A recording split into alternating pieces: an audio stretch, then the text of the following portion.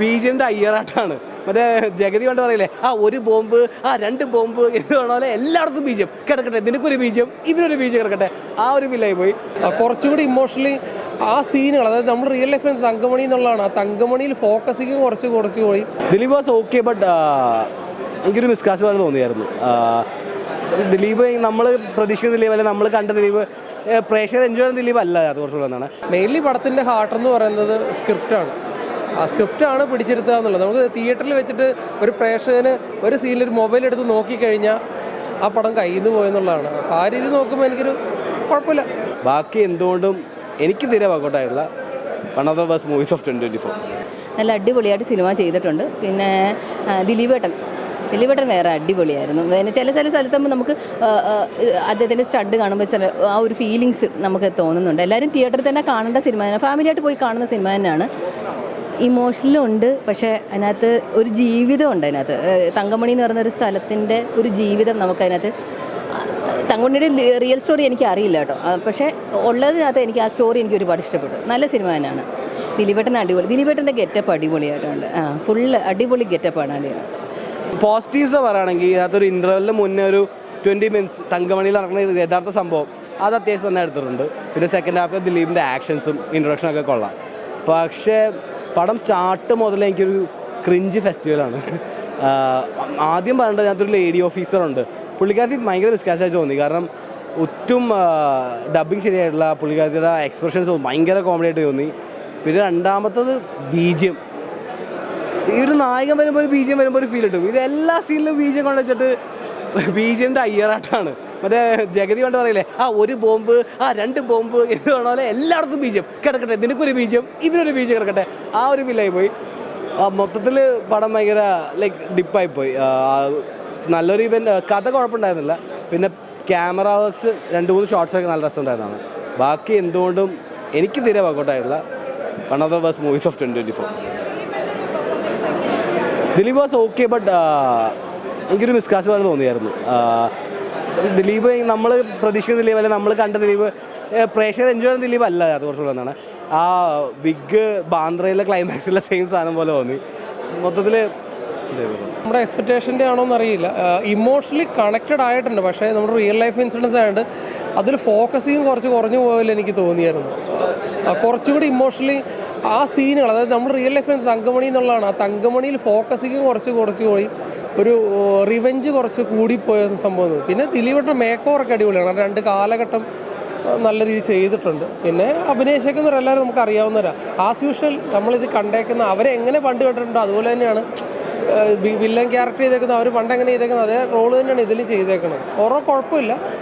Emotional കുറച്ച് കൂടിപ്പോയി. കാരണം വെച്ച് കഴിഞ്ഞാൽ ചില സീനുകൾ കുറച്ച് കൂടിപ്പോയി, പക്ഷേ ടോട്ടലി നോക്കുമ്പോൾ അത് പ്രേക്ഷകർക്ക് ഓക്കെ എനിക്ക് ഫീൽ ചെയ്യുന്നില്ല. കുഴപ്പമില്ല. ടെക്നിക്കൽ സൈഡ് കുഴപ്പമില്ല. ക്യാമറ വിഷ്വൽസൊക്കെ അടിപൊളിയാണ്. ക്യാമറ ചില സീനുകളിൽ, പക്ഷേ ആ ചില സെയിം ഷോട്ടുകൾ തന്നെ പല ടൈമിലും റിപ്പീറ്റ് ചെയ്ത് വരുന്നതായിട്ട് തോന്നിയിട്ടുണ്ട്. പിന്നെ BGM കുഴപ്പമില്ല. നമ്മൾ കേട്ടേക്കുന്ന തങ്കമണിയുടെ ആ സാധനം തന്നെയാണ്. അത് എപ്പോഴും ഇങ്ങനെ വരുന്നുണ്ട്. ഈ പിന്നെ ഡിപ്പാർട്ട്മെൻറ്റ് ബേസിൽ നമ്മുടെ ടെക്നിക്കൽ ബേസിലൊന്നും വലിയ കുഴപ്പമായിട്ട് തോന്നുന്നില്ല. മെയിൻലി പടത്തിൻ്റെ ഹാർട്ട് എന്ന് പറയുന്നത് സ്ക്രിപ്റ്റാണ്. ആ സ്ക്രിപ്റ്റാണ് പിടിച്ചെടുത്തുക എന്നുള്ളത്. നമുക്ക് തിയേറ്ററിൽ വെച്ചിട്ട് ഒരു പ്രേക്ഷകന് ഒരു സീനിൽ ഒരു മൊബൈൽ എടുത്ത് നോക്കിക്കഴിഞ്ഞാൽ ആ പടം കയ്യിൽ നിന്ന് പോയെന്നുള്ളതാണ്. അപ്പോൾ ആ രീതി നോക്കുമ്പോൾ എനിക്കൊരു കുഴപ്പമില്ല. വൺ ടൈം വാച്ചബിളായിട്ടാണ് എനിക്ക് തോന്നുന്നത്. തങ്കമണി കണ്ടിറങ്ങി. നല്ലൊരു ഫിലിമാണ്. ദിലീപേട്ടൻ്റെ നമ്മൾ കോമഡി മാത്രമല്ല, അത് ഇമോഷൻസും പുള്ളിക്കാരന് നല്ല രീതിയിൽ പെർഫോം ചെയ്യാൻ പറ്റുന്ന അറിയിക്കുന്ന നല്ലൊരു ഫിലിം. കാരണം തങ്കമണി എന്ന് പറയുമ്പോൾ ഒരു റിയൽ ഇൻസിഡൻറ്റ് കൂടിയാണ്. അത് ശരിക്കും നമുക്ക് സ്ക്രീനിൽ അത് ഫീൽ ചെയ്യാൻ പറ്റും. ആ ഇൻസിഡൻറ്റ് എന്താണ്, എത്രത്തോളം അവർ കഷ്ടപ്പെട്ടിട്ടുണ്ട്, അവരുടെ ഫീലിംഗ്, അവർ എന്തുമാത്രം അവരുടെ ഇമോഷൻ എന്താണെന്നുള്ളത് നമുക്ക് ഈ സിനിമയെ കാണുമ്പോൾ തന്നെ നമുക്ക് എന്താ പറയുക, ഒരു പെയിനോട് കൂടിയ തിയേറ്ററിൽ നിന്ന് നമുക്ക് ഇറങ്ങാൻ പറ്റത്തുള്ളൂ. പിന്നെ ദിലീപേട്ടൻ്റെ പെർഫോമൻസ് എടുത്തു പറയേണ്ടതാണ്. കാരണം പുള്ളിക്കാരൻ നമ്മളങ്ങനെ കണ്ടിട്ടില്ല. ഇത് എന്താ പറയുക, തിയേറ്ററിൽ തന്നെ എക്സ്പീരിയൻസ് മേക്കിംഗ് വൈസ് ആണെങ്കിലും ശരി രതീഷ് നല്ല രീതിയിൽ ചെയ്തിട്ടുണ്ട്. ഡയറക്ടറെ പുള്ളിക്കാരൻ എടുത്തു പറയേണ്ട ഒരു കാര്യമാണ്. ഉടല് പോലത്തെ ഫിലിം ചെയ്തിട്ട് ഇതേപോലൊരു ചിത്രം ചെയ്യാന്ന് പറയുന്നത് നിസ്സാര കാര്യമല്ല. മേക്കിംഗ് വൈസ് ആയാലും അടിപൊളി, സ്റ്റോറി വൈസ് ആയാലും അടിപൊളി, ദിലീപേട്ടൻ്റെ പെർഫോമൻസ് അടിപൊളി. തിയേറ്ററിൽ തന്നെ എക്സ്പീരിയൻസ് ചെയ്യുന്ന നല്ലൊരു ഫിലിമാണ് തങ്കമണി. ഇത് സ്ക്രിപ്റ്റ് ആദ്യമേ പറഞ്ഞപ്പോൾ തന്നെ നമ്മളോട് ഈ ക്യാരക്ടറിൻ്റെ കാര്യം പറഞ്ഞിരുന്നു. അപ്പോൾ ഇതാകുമ്പോൾ നമുക്ക് വളരെ ഈസി ആയിട്ട് ചെയ്യാൻ പറ്റും. ചെറിയ ചൊറിയൊക്കെ ആകുമ്പോൾ നമുക്ക് സന്തോഷമുണ്ട് സ്ക്രീനിൽ കണ്ടപ്പോൾ. കുഴപ്പമില്ല, വളരെ നല്ലൊരു മൂവിയാണ്. ശരിക്കും പറഞ്ഞാൽ ശരിക്കും ഉണ്ടായൊരു കഥയല്ലേ. നമ്മുടെ നാട്ടിൽ ഇങ്ങനെ ഉണ്ടായൊരു കഥ എന്ന് പറയുമ്പോൾ നമുക്കത് അനുഭവിക്കുമ്പോൾ ഇപ്പോൾ ഇത്രയും ഭീകരമായിരുന്നൊക്കെ നമുക്ക് തോന്നിപ്പോവും. ഇതേപോലെ തന്നെയാണ് അവിടെ ഉണ്ടായിട്ടുള്ളതെങ്കിൽ. എന്തായാലും അത്യാവശ്യം നന്നായിട്ട് എല്ലാവരും വർക്കൗട്ട് ചെയ്തിട്ടുണ്ട്. നല്ലൊരു ടീം വർക്കാണ്. ആർട്ട് നന്നായിട്ട് വർക്ക് ചെയ്തിട്ടുണ്ട്. എനിക്ക് എടുത്തു പറയേണ്ടത് ഇതിൻ്റെ ആർട്ടാണ്. കാരണം ഒരു ഗ്രാമം മുഴുവൻ നല്ല രീതിയിൽ സെറ്റ് ചെയ്തിട്ടുണ്ട്. കൊള്ളാം. ഭയങ്കര സന്തോഷമായിരുന്നു. എല്ലാവരും നല്ല അഭിപ്രായം പറഞ്ഞു.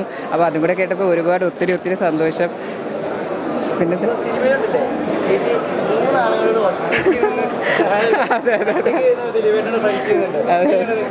ഭയങ്കര ഒരു എക്സ്പീരിയൻസ് ആയിരുന്നു. എനിക്കൊന്ന് ഭയങ്കര ലക്കായിരുന്നു ആ ഒരു സീൻ എനിക്ക് കിട്ടിയതിലും. അതുപോലെ തന്നെയായിരുന്നു ലൊക്കേഷനിലും. എന്താ പറയുക, പിന്നെ ദിലീപേട്ട ഭയങ്കര സപ്പോർട്ടായിരുന്നു. ഡയറക്ടറും രാജശേഖർ മാസ്റ്ററായിരുന്നു ഫൈറ്റ്. അപ്പോൾ അത് ആ ഒരു നമ്മൾ അന്ന് കഷ്ടപ്പെട്ടതിൻ്റെ റിസൾട്ട് നമുക്കിപ്പോൾ സിനിമ വന്നപ്പോൾ കിട്ടി.